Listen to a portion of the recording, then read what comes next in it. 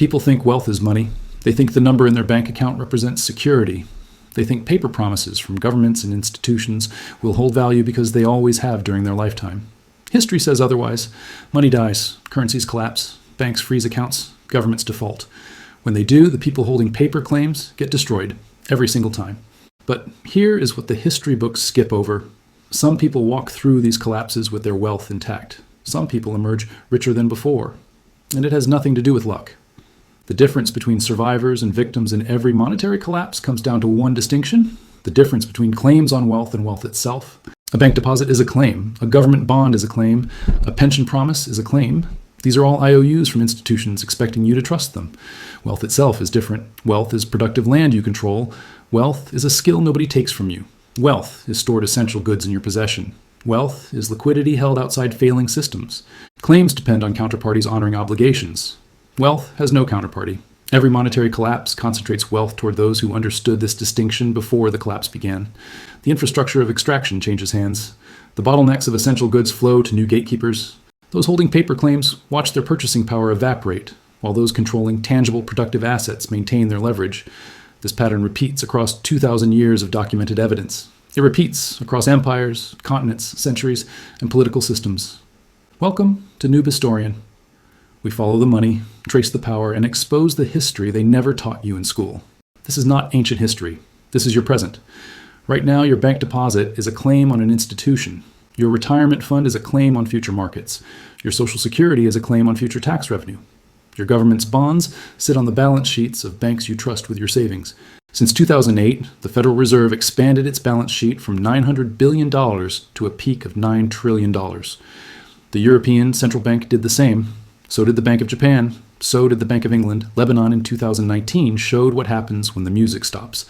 Middle-class depositors lost 85% of their savings overnight. Their dollars became lollars worth pennies. Banks closed their doors. ATMs went dry. The Lebanese did nothing wrong. They trusted the system. The system failed. What survives when money fails? For 2,000 years, the answer has remained the same. And by the end of this video, you will know what it is, backed by documented evidence from 6 catastrophic monetary collapses. For 700 years, one currency held value better than any other in human history. The Byzantine solidas, also called the Byzant, anchored Mediterranean trade from the 4th century onward. Merchants from Baghdad to Barcelona accepted it without question. Its gold content remained stable for centuries. It became the standard against which all other currencies were measured. Then Emperor Michael IV needed money for wars. Michael Psellos, the Byzantine court historian writing around 1070, documented what happened next. In his Chronographia, he observed the solidus was no longer pure gold. The emperor had begun debasing the currency, mixing base metals into what was supposed to be a gold coin. This was not a one-time decision. It was the beginning of a 50-year slide. Modern metallurgical analysis from the Dumbarton Oaks collection in Washington provides the hard numbers. In 1025, the solidus contained 95% gold. By 1080, it contained 60%. By 1100, it contained 38%. Anyone holding solidus coins in 1025 and still holding them in 1100 lost over 60% of their gold content without spending a single coin. But the visible inflation was worse. As merchants recognized the debasement, they demanded more coins for the same goods. Prices rose. Wages failed to keep pace. The urban workers of Constantinople watched their purchasing power collapse. John Skylitzis, another Byzantine chronicler, recorded the economic disruption. Military payments became a crisis. Soldiers expected payment in real gold, not debased coins. The empire's fighting capacity eroded as its currency eroded. Anna Komnene, daughter of Emperor Alexios III, later documented her father's attempts to reform the currency and stabilize the empire. Her work, the Alexiad, written around 1148, provides a window into what survived the half-century of monetary chaos. The survivors were landholders. Provincial agricultural producers maintained their wealth through this crisis. They controlled productive capacity. They grew food. They raised livestock. When money became unreliable, food remained essential. Their land could not be debased by an emperor's decree. The military aristocracy with substantial landholdings increased their relative power during the debasement period. Their wealth existed in tangible form. They owned estates generating real output. They paid retainers partly in kind. The monetary system measured their wealth, but it did not constitute their wealth. Urban wage earners experienced the opposite fate.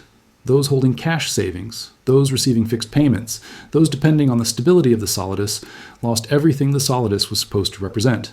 This pattern established the template for every subsequent monetary collapse. The distinction was not between rich and poor.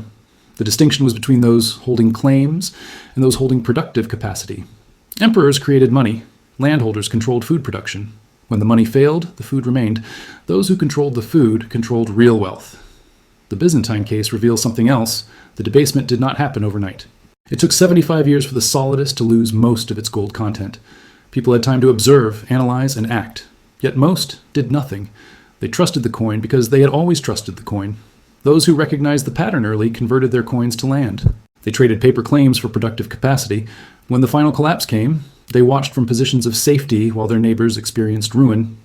The warning signs were visible to anyone paying attention.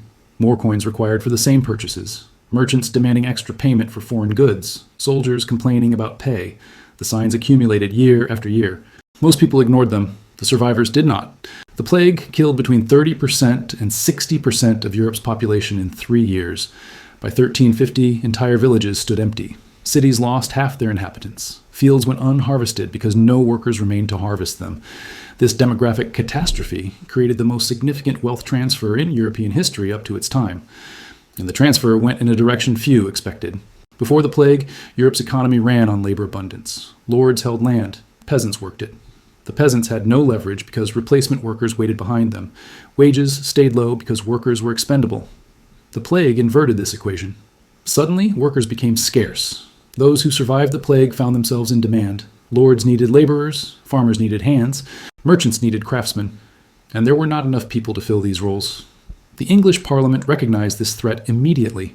In 1351, they passed the Statute of Laborers, attempting to freeze wages at pre-plague levels. The statute's existence proves what was happening. Workers were demanding 2 to 3 times their previous compensation, and they were getting it. Manorial court rolls from estates across England document the battle. Records from Halesowen, Thornbury, and Durham show labor contract negotiations and wage increases despite legal prohibitions. Workers had leverage for the first time in centuries. The records show specific demands met: better food, better housing, cash payments instead of in-kind compensation, the right to leave an estate and seek better terms elsewhere. Meanwhile, paper claims collapsed. Florence had become the banking center of Europe by the 1340s. The Bardi, Peruzzi, and Acciaiuoli families operated the largest financial institutions on the continent. They held deposits from merchants across Europe. They issued letters of credit. They financed kings. Between 1343 and 1346, all three collapsed. Giovanni Vianney's Nuova Cronica and Marcione di Capostefani's Chronicle document these failures. Depositors lost everything. Creditors received nothing. The great paper fortunes of Florence evaporated. The plague made it worse. Commercial networks broke down. Debtors died. Contracts became unenforceable across regions with no surviving officials to enforce them. The Florentine catasto tax records from 1427 reveal the post-plague wealth redistribution.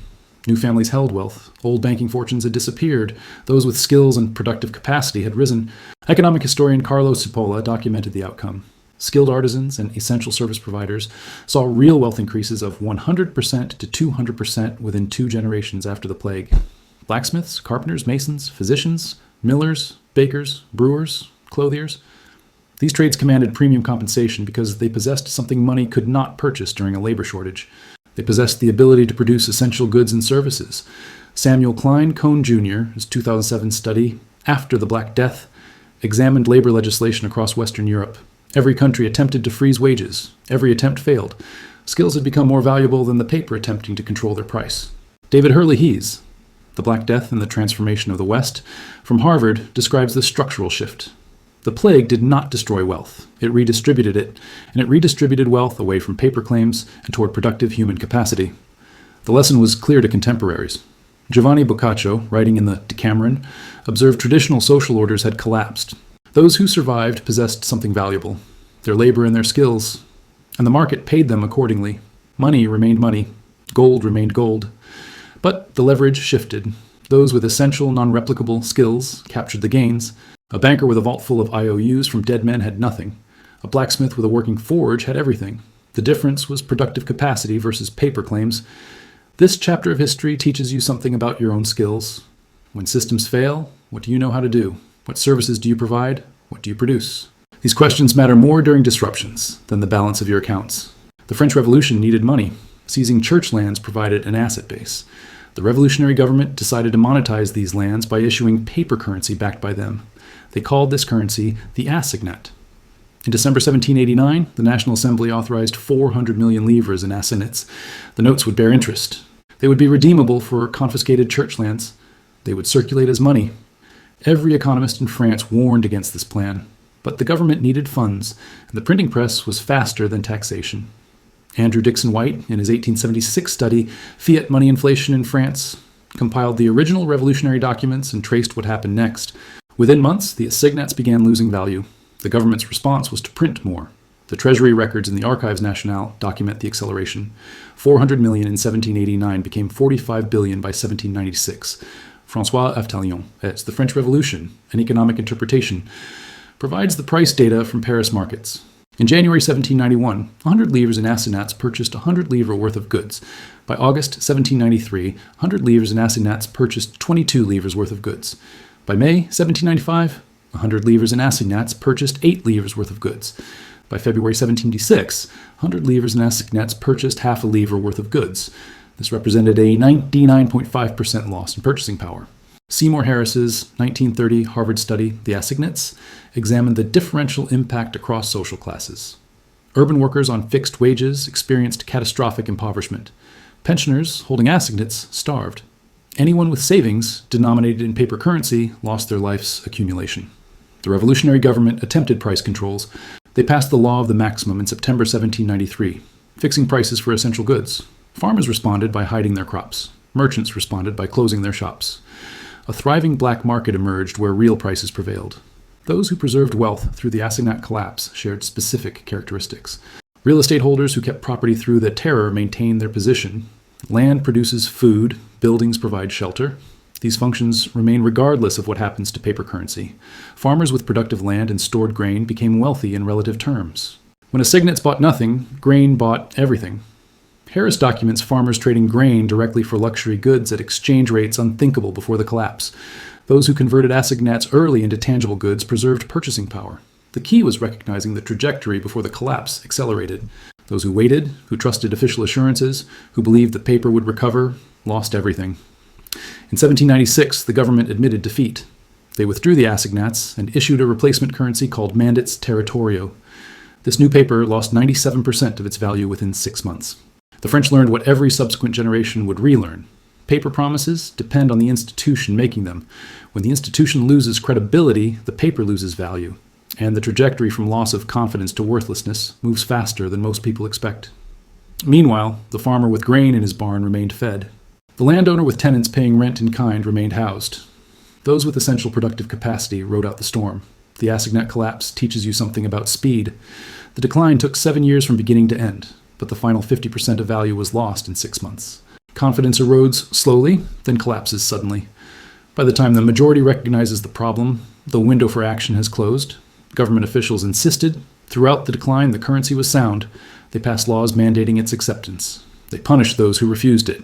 They blamed speculators and hoarders for the inflation. They did everything except admit the truth. Those who believed official statements lost their savings.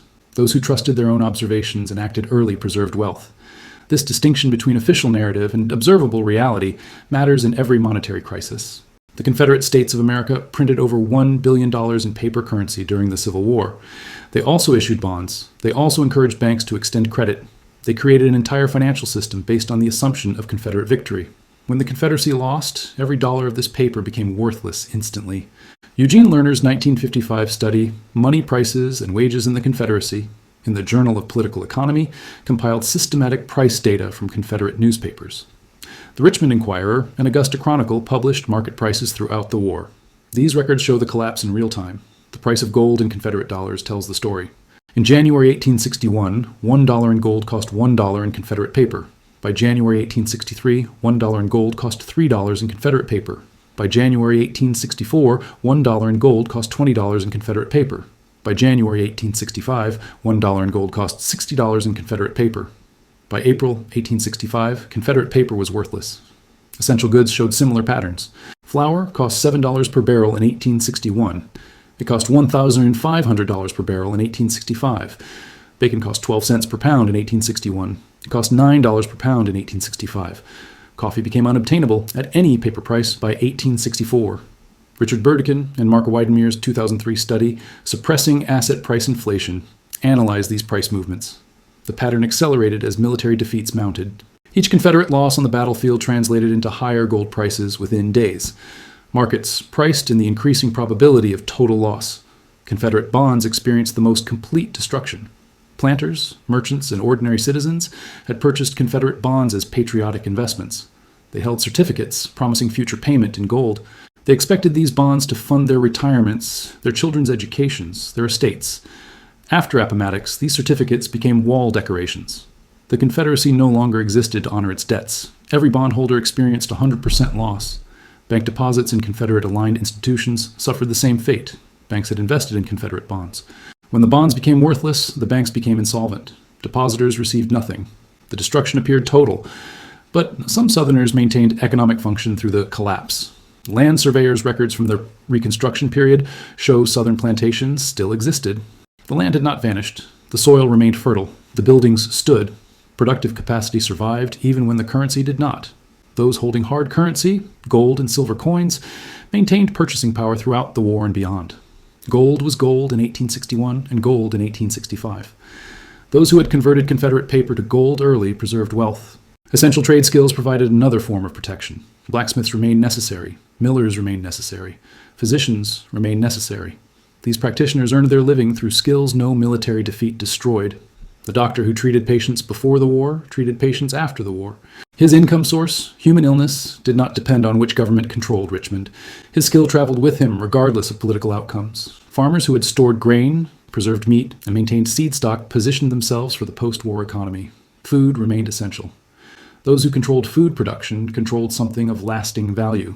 The Confederate collapse demonstrated the binary nature of paper claims. Confederate bonds did not lose 50% or 75%. They lost 100%. There was no partial recovery. There was no workout. There was no restructuring. The issuer ceased to exist, and the claims ceased to have value. This binary risk characterizes all paper claims. They depend entirely on the counterparty's ability and willingness to pay. When the counterparty fails, the claim fails. There is no recourse to underlying value because paper claims represent no underlying value. Tangible assets work differently. Land produces crops whether Richmond falls or not. Skills treat patients whether the Confederacy exists or not. Tools build structures regardless of which army won at Gettysburg. You learn something here about the nature of claims. Your brokerage account shows a number. Your bank account shows a number. Your pension statement shows a number. These numbers are claims on institutions. If those institutions fail, the numbers become meaningless. The Confederate experience proves this is not hypothetical. It happened. $1 billion in claims became $0 in weeks. In January 1997, Thailand appeared prosperous. The Thai economy had grown rapidly for a decade. Foreign investment poured in. Bangkok's skyline bristled with construction cranes. The World Bank praised Thai economic management. The Thai baht maintained a stable exchange rate against the US dollar. 6 months later, the Thai financial system collapsed. The Bank of Thailand records document the crisis.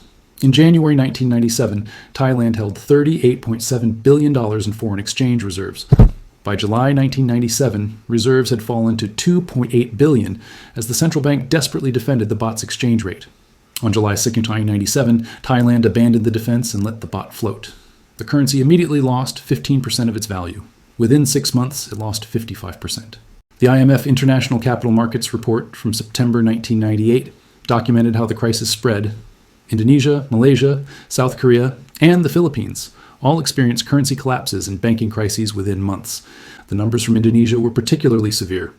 In June 1997, the Indonesian rupiah traded at 2,400 to the dollar.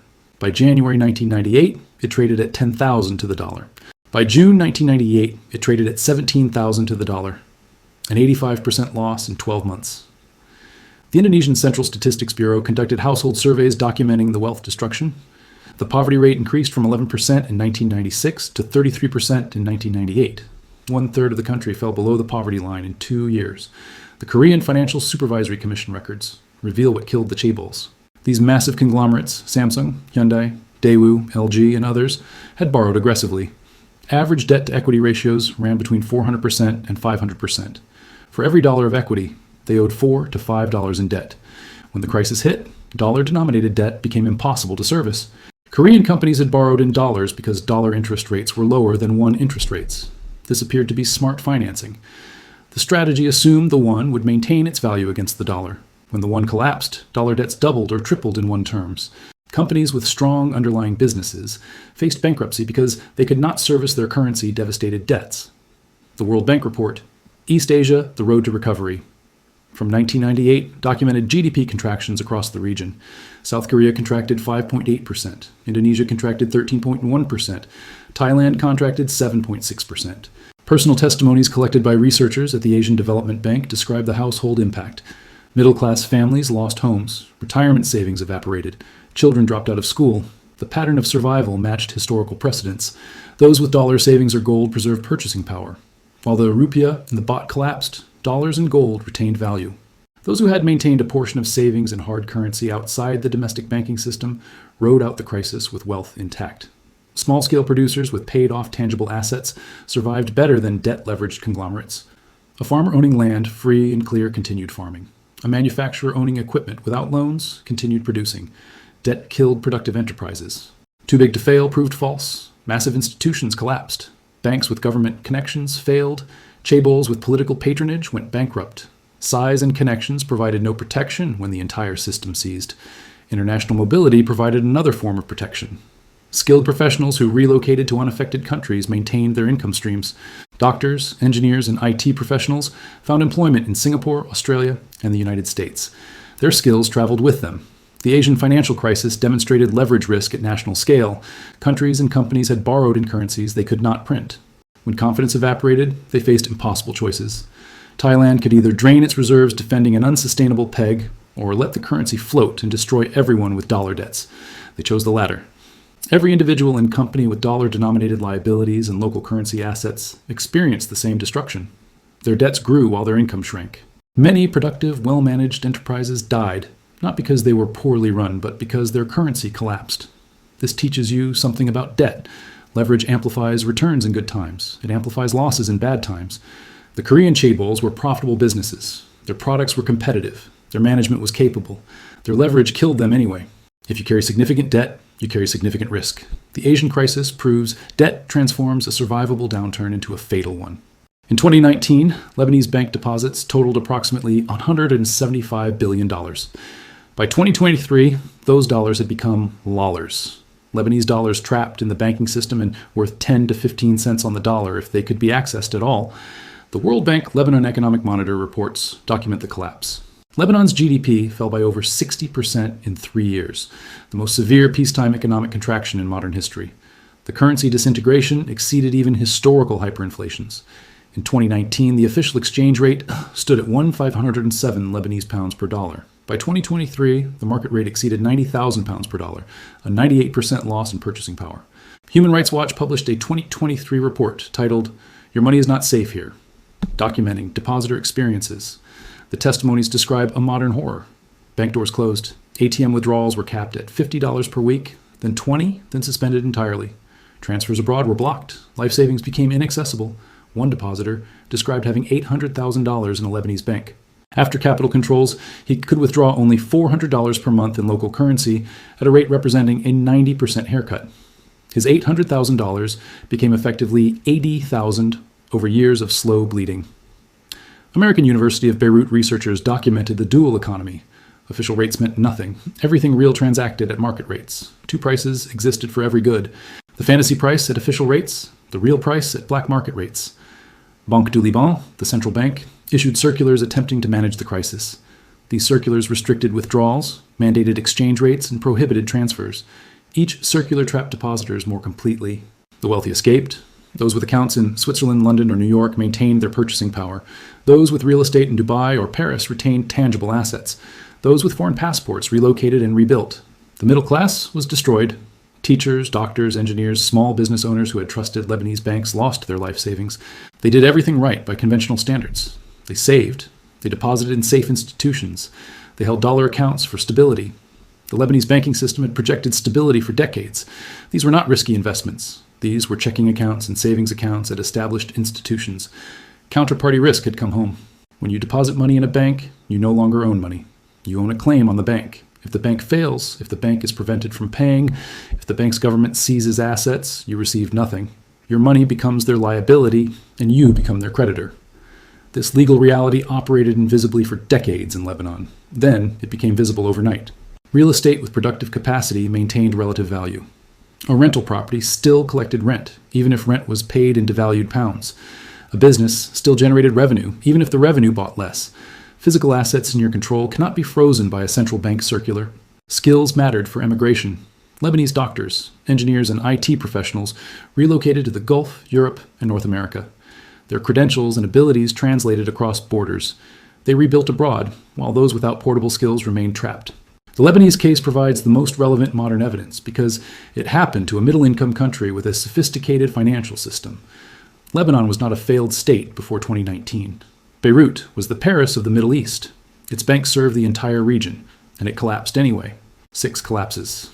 Different centuries, different continents, different political systems, the same pattern. Paper claims fail. Productive capacity survives. Byzantine landholders maintained wealth through debasement.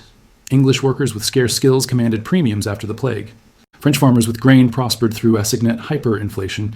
Southern Americans with hard currency and essential trades survived Confederate collapse. Asian savers with dollar holdings and paid-off assets weathered the 1997 crisis. Lebanese with foreign accounts and portable skills escaped the banking freeze. The pattern has 3 components. First, counterparty risk is real. Every paper claim depends on an institution's ability and willingness to pay. Banks fail, governments default, promises break. When they do, the paper becomes worthless. Second, productive capacity transcends monetary systems. Land grows food regardless of currency. Skills provide services regardless of which government issues the money.